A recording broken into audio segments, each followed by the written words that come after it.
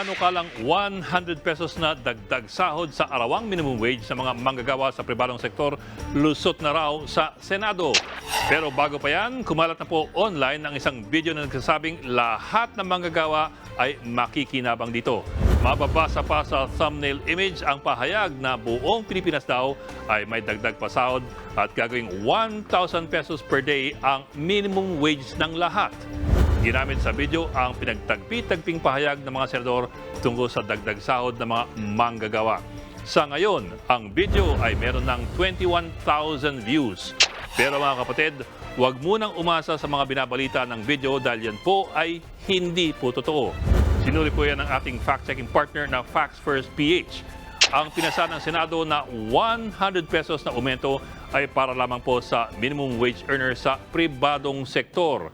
Hindi kasama sa aumento ang mga kumpanyang 10 pababa ang empleyado, mga barangay micro-business enterprises at mga negosyong hindi tataas sa 3 million pesos ang kanilang kapital. Wala rin pong anunsyo na gagawing 1,000 pesos ang minimum salary.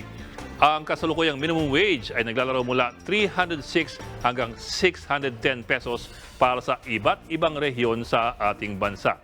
Kaya mga kapatid, huwag po agad maniwala sa mga kumakalat na bali-balita online. Tiyakin na sa reliable at credible sources po tayo kumukuha ng tamang impormasyon.